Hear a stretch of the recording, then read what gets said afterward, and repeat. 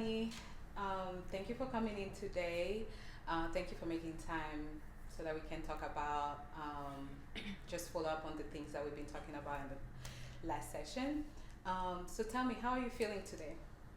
I'm I'm feeling all right. Mentally, I'm a little bit on edge, more anxious than my norm. Okay, tell me a little bit more about that. What's making you feel anxious today? I'm concerned about my mom's relationship with her fiance. Um, some recent events happened that just kind of made me concerned. Okay, so the recent event with your mom fiance is causing you anxiety. Yeah. Tell me more. What specifically is causing the anxiety? So recently they were out, and my mom, they were ice skating, and my mom ended up falling and hitting her head pretty badly. And so her fiance was there, took care of her that night, and then the next day kind of left. And they live in a different state, and I'm here, and so I'm just concerned about, is she okay, and kind of, why did he leave her? Yeah. Yeah. So what I'm hearing is that you're concerned about the fiance being a good caregiver to your mother. So after the incident, he didn't stay longer. Is that what is? Am I hearing that correctly? Correct. Okay. So tell me a little bit. So if did you talk to your mom? How is she feeling? What would she say? So if I was to ask her about how that may be affecting you, would she have an idea about that? I think that honestly, right now, she wouldn't have an idea, just because this information is so fresh. And knowing that she was worried, I tried to be strong, I guess, for her and myself. But deep down, I'm quite upset. So I know that she knows. I know naturally she would know that I would be concerned, but I don't think she would know the depth of how I feel, just because I wanted to put on a brave face for her. Yeah. Okay. So what I'm hearing is that you know that your mom probably will have an idea about how you're feeling, uh, and at the same time, when you'll be talking to her, you wouldn't express that. The depth That. of it, yeah, because I think right now, knowing that it just happened, and the fact that, like, she just fell, and she's concerned about, is there internal bleeding? Am I gonna be okay? Here I am, in a different state, kind of by myself, and actually, she's not even at home right now. She had to go on a work conference, and so that was just an event. The ice skating was nearby, and so that was something that they did. But so it's just knowing that she's kind of concerned, still kind of getting some headaches and things like that, nervous about going to sleep at night. Like, I just don't want her to feel that extra anxiety from me. Okay. So your concern for her and her concern for her health is also connected and affecting you as well. Yeah. So normally, how would you deal with the situation like this? How would you either address it or care for her? I know the distance makes it hard, like you say, you're not there for her in person. But normally, what would you do in situations? Not that I don't. I'm not assuming that situations like this have happened before. Yeah. But just if she has a health scare or like and you are far, how would you deal with it normally? I think for me, definitely calling her, check up on her and stuff. For me, my faith is important to me, so praying for her and just keeping in constant check, and reminding her, like, hey, we do have family that's about 3 hours away. You do have some place to go. But I think just hearing her voice and having that reassurance, and reminding her, like, wanting to know, like, okay, when you do go to the doctor, what was the result and stuff. And even saying, like, if I need to go there since I work from home, like, that's something that I can do. Okay. Yeah. So in the past, like you will check in with her and call her and also pray for her. That has helped.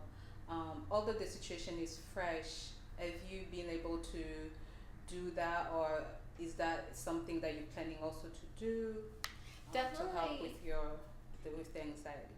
Yeah, definitely praying for her because that's something I can do at any time.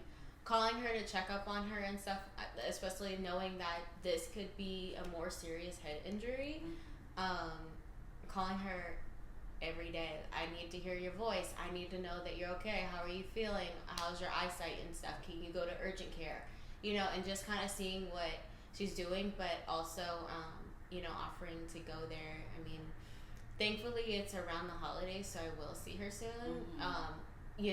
Normally with Thanksgiving and Christmas and stuff being here, but it wouldn't be an issue for me to go out there. I'd be able to work from home, but she's my mom, so it's like I make that decision. Yeah, and I heard also you did mention that you have family who live 3 hours away from where she is. Have Would you be able to? Is contacting them also an option? Would you normally do that for her to just let all? How does that work for them if they need to go visit her while you are still trying to make your way to? I could contact them. It's an interesting situation just because it's hard. This was a situation where it's like her fiance in a time where she's injured, possibly. We don't know the depth of it. He left her, and not, it didn't come off as a malicious thing, but it's almost like you have other priorities when your fiance just hit her head. And so with that, knowing that he also has a relationship with family members and stuff, and knowing kind of the dynamics of our family and the way sometimes we can be kind of private. Oh, okay. It would be, if push come to shove, absolutely I'd call my mom's sister, my aunt, but I'd be nervous about putting my mom in an awkward position or in a situation that she wouldn't want for family to know. So right now, and placing him in a bad light. Okay, so what I'm hearing is the family that's 3 hours away are more like an emergency, like if it's last minute, they're not the first resource that you'll reach out to. That's a great way to put it. Okay. But let me know if also I'm getting it wrong. But so their presence being 3 hours away gives you some peace of mind, yet at the same time there will be. You can be close and be distant at the same time, and I guess with personal relationships, it's weird because it's like there's. My mom called me, and I'm the only person that knows at this time besides her fiance and her. And so it's kind of hard because it's like the holidays is coming up.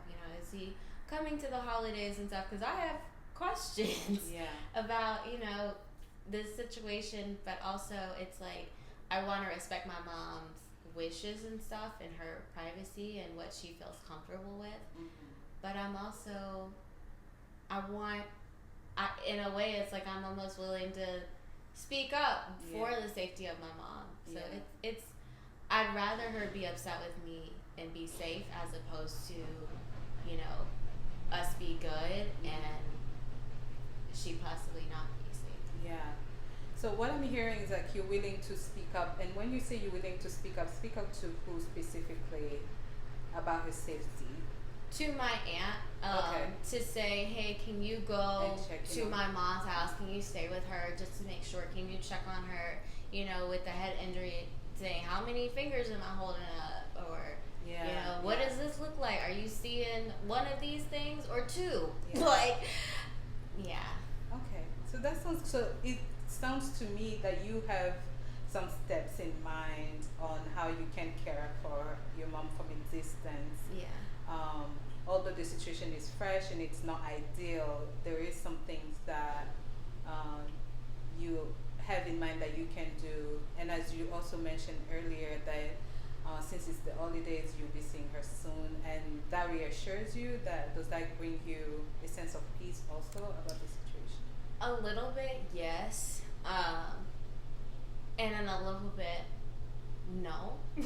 Just because of the distance from now to Thanksgiving and Christmas, I think of head injuries and stuff, and I know maybe this is far-fetched, but I think about celebrities that you hear that have, you know, their deaths have been publicized in the news and the papers and stuff, where it's like they hit their head and a few days later they pass away because internal bleeding, or, you know, maybe they thought it was less traumatic than it was or whatever, and they pass away. And so that's something that I think of, and I try to not let like my mind go to that place. Okay. So when you say you try to let your mind not go to that place, how do you support yourself in the meantime so that you can also be there for her, so that your mind is not wandering to that place of like the worst case scenario? Prayer, Okay. and also telling myself, reminding myself that their situation isn't hers, and that just because it happened to them, unfortunately, not to minimize it, it's like it doesn't have to be my mom, and I'm praying that it won't be, and just trying to check in with her and touch base, and yeah. So what I'm hearing is like you have your own also way of keeping yourself grounded and focused, so by your thoughts are not wandering to the extreme. So between now and the time that you'll be seeing, is there anything that you are? I think you mentioned it already. You're gonna be checking in with your mom, and that will bring you a little bit more peace, right? Okay. Yeah. And is there anything else right now that you'll be doing also just to reassure yourself, to bring the anxiety lower, just doing for yourself? For myself, I think just trying to take, when I feel anxious and I feel like amped up and stuff, just trying to take a moment and just breathe and just like remind myself like other things have happened before and we've been okay. I have friends, I have family, people that I can call on, relate to, tell them what's going on, pray with. You know, I can journal, which I like to do, or some activity or something to get my mind off of things until, you know, I can learn a little bit more. So I'm just gonna recap a little bit what we've talked about so far. Recent event has caused you to worry and be anxious about your mom. She had an incident where she hit her head, and her fiance did not stay longer with her, and so now she's alone. Is that right? Okay. She's alone, and you are worried about her health. Yet you have family 3 hours away. If the situation gets worse, you can reach out to them. But in the meantime, you'll be checking in on her, and you'll be praying for her, and also for yourself. You'll say you'll be just breathing and doing some journaling to keep your mind from wandering to the extreme. But you're planning also to visit her in the holidays, so that will bring some reassurance. Right. So I got it right. Okay. Yeah. So between now and the next time we see each other, what are you gonna do? So you say, like you say, you're gonna be checking in on your mom, and then also just checking in also with yourself Yeah. to stay grounded. All right. Thank you. Thank you so much. I think that